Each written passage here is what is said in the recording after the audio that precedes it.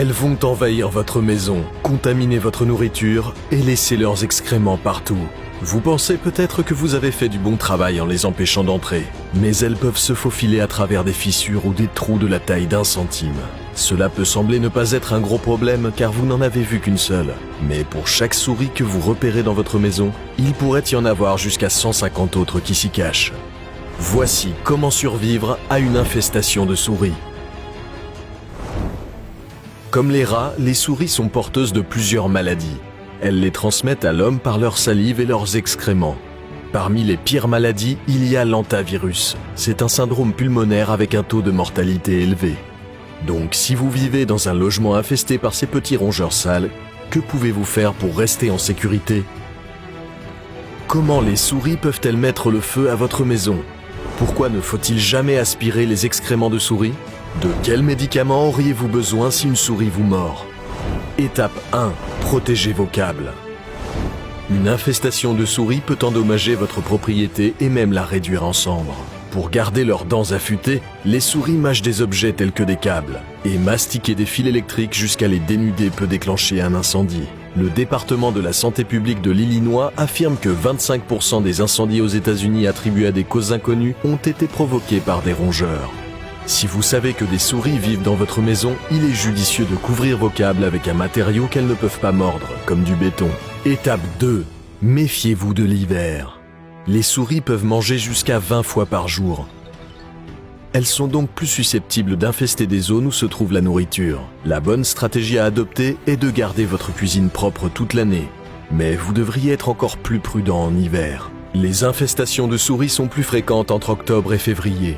En raison du froid, les souris entrent dans votre maison à la recherche de nourriture, d'eau et d'un endroit confortable pour passer l'hiver.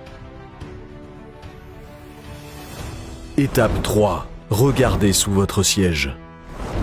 En novembre 2018, Desiree Nix est allée dans un cinéma en Alberta, au Canada. Au milieu du film, elle a ressenti une vive douleur à la jambe. Quand elle a baissé les yeux, elle a vu une énorme morsure avec du sang et du pus coulant le long de sa jambe.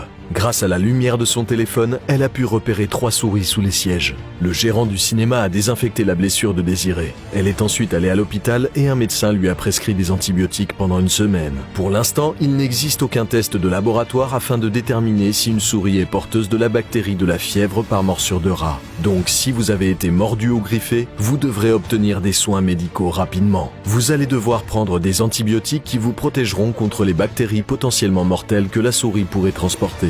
Étape 4. Portez un masque.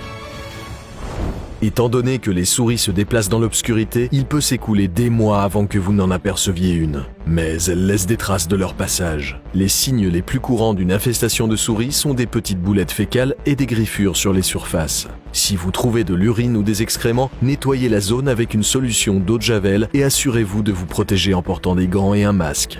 N'aspirez jamais leurs excréments car cela ne ferait que libérer plus de bactéries dans l'air. Étape 5. Agissez.